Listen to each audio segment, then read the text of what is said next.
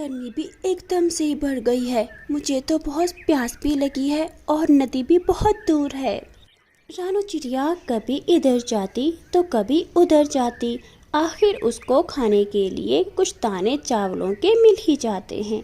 रानू चिड़िया वो चावलों के दाने उठाकर अपने घर की तरफ आ रही थी कि उसे रास्ते में तोता मिल जाता है। चिड़िया बहन देखो तो धूप कितनी तेज है। हाँ, धूप तो बहुत तेज है। कल से या तो मैं शाम को या फिर सुबह सुबह ही दाना ले आया करूँगी। रानू चिड़िया आ जाए, मैं आपको ठंडा जूस पिलाता हूँ। रानू चिड़िया और तोता तोते के घर चले जाते हैं। तोता चिड़िया को ठंडा जूस पिलाता है। तोते भैया बहुत बहुत शुक्रिया आपका, आपने मुझे बहुत मज़े का ठंडा जूस पिलाया। मेरी तबीयत अब बहुत बेहतर हो गई है। अब मैं अपने घर जाती हूँ। कालू कौवा और गोरी कौवी अपने घर में पंखा चलाकर आराम से बैठे हुए थे। मम्मा, मुझे बहुत प्यास लगी है और फ्रिज में पानी भी नहीं है। कालू, ओ कालू, उठ जाओ, सारे दिन सोओगे क्या? अरे क्या बात है, मुझे सोने भी नहीं देती हो, क्या मसला है? उठ गया मैं, बताओ मैं क्या करूं? नदी से पानी लेकर आओ, या फिर मैं इसके लिए भी अपने भाइयों को बुलाऊं? हर वक्त ताने ही देती रहती है, ये नहीं है कोई बात, सीधी भी बोल दे। लाओ, किस चीज़ में लेकर आना है पानी? जाता हूँ मैं भी जाऊंगा। हाँ हाँ, दोनों चले जाओ, मैंने तुम दोनों के लिए ही बोतलें रखी हुई हैं। कालू बड़ी बोतल उठा लेता है और जग्गू छोटी बोतल उठा लेता है और दोनों नदी पर चले जाते हैं। पापा पापा, मुझे तो नहाने को दिल कर रहा है।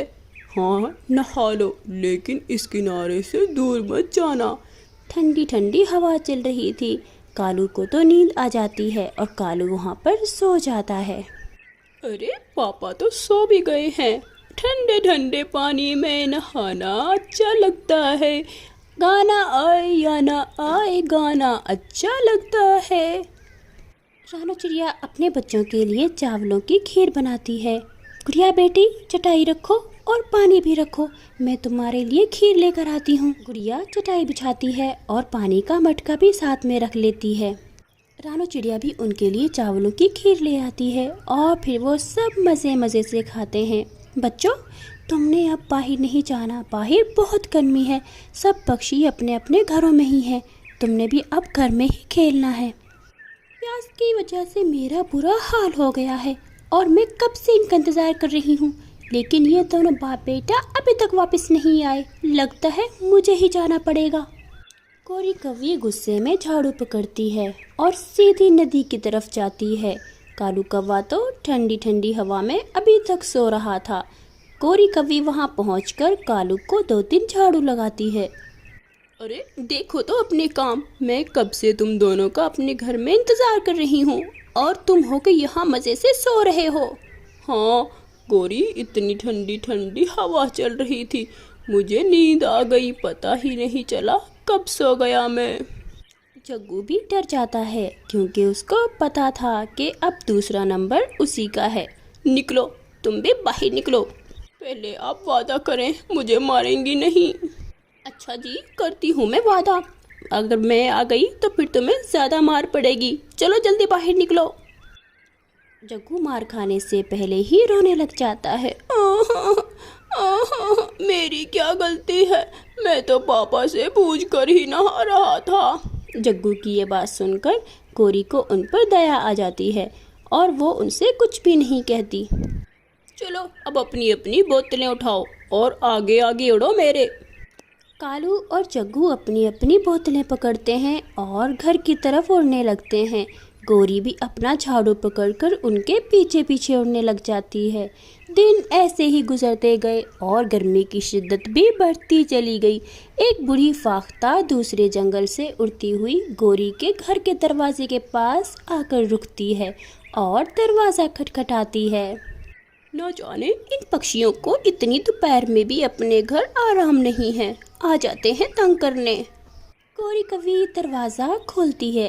जी बताइए, क्या काम है? बेटी, मुझे थोड़ा सा पानी पिला दो, मैं दूसरे जंगल से आई हूँ, मुझे बहुत प्यास लगी है। कोई पानी वानी नहीं है, चलो निकलो यहाँ से। बहुत देखे हैं इतनी गर्मी में तुम्हारे जैसे पानी मांगने वाले भिखारी। नहीं बेटी, तुम गलत समझ रही हो। मैं दूसरे जंगल से आई हूँ, मुझे नहीं पता यहाँ कहाँ पर पानी है। मुझे थोड़ा सा पानी ही चाहिए बस। न जाने इतनी गर्मी में कहाँ कहाँ से परिंदे आ जाते हैं तंग करने के लिए। गौरी कव्वी गुस्से में दरवाज़ा बंद कर लेती है और बूढ़ी फाख्ता वहाँ से चली जाती है। थोड़ी दूर उसको एक और घर दिखाई देता है जो कि रानो चिड़िया का घर था। बूढ़ी फाख्ता उस घर पर दस्तक देती है। जी माँ जी, क्या काम है आपको? बेटी, मुझे थोड़ा सा पानी पिला दो, मैं बहुत प्यासी हूँ। रानो चिड़िया उस बूढ़ी फाख्ता को अपने घर ले जाती है और उसे ठंडा पानी पिलाती है। बेटी, बहुत बहुत शुक्रिया तुम्हारा, तुमने मुझे पानी पिलाया। हमारा घर छोटा है लेकिन तुम्हारा दिल बहुत बड़ा है। और उस कव्वी का घर बहुत बड़ा था लेकिन उसका दिल। अरे क्या हुआ माँ जी, क्या हुआ? फिर बूढ़ी फाख्ता रानो चिड़िया को सारी बात बताती है। अरे माँ जी, वो गौरी कव्वी कुछ ऐसी ही है, लेकिन कोई बात नहीं। आपने जाना कहाँ है? अरे बेटी, मेरा कोई नहीं है, मैं तो रहने के लिए ठिकाना ढूंढ रही हूँ। अरे माँ जी, अगर आप बुरा ना माने तो आप मेरे साथ यहाँ रह सकती हैं। मैं वैसे भी जब दाना लेने जाती हूँ मुझे अपने इन बच्चों की बहुत फिक्र होती है। आप इनके साथ रहेंगी तो मुझे फिक्र भी नहीं होगी। बूढ़ी फाख्ता तो ये सुनकर बहुत खुश हो जाती है क्योंकि उसे रहने के लिए अच्छे पक्षियों का साथ मिल जाता है। बेटी, अब ये सब तुम्हारा। और वो बूढ़ी फाख्ता एक पैसों से भरी हुई थैली चिड़िया को देती है। कुछ ही दिनों में चिड़िया का घर बिल्कुल बदल जाता है। जिस घर में एक पंखा भी ना था, अब वहाँ पर टीवी, फ्रिज, एसी और सब ज़रूरत की चीज़ें थी। कालू, तुमने रानो चिड़िया का घर देखा है क्या? उसके हाथ क्या ऐसा खजाना लग गया है जो उसका घर दिनों में ही बदल गया है। अरे उसके हाथ एक बूढ़ी फाख्ता लग गई थी जो कि बहुत अमीर थी लेकिन अकेली थी, रहने के लिए जगह नहीं थी। कुछ ही दिनों पहले आई थी इस जंगल में और चिड़िया ने उसको अपने घर रख लिया। उसी का कमाल है सारा। हाय रे मेरी फूटी किस्मत, अगर मैं उस दिन उस बूढ़ी फाख्ता को पानी पिला देती तो वो सब कुछ आज मेरा होता। मैंने तो उस दिन उसको बड़ी सुनाई थी। प्यारे बच्चों, हमें इस कहानी से ये सबक मिलता है, दूसरों के साथ अच्छा सलूक करना चाहिए ताकि हमारे साथ भी अच्छा ही सलूक हो। इस कहानी को लाइक कीजिएगा।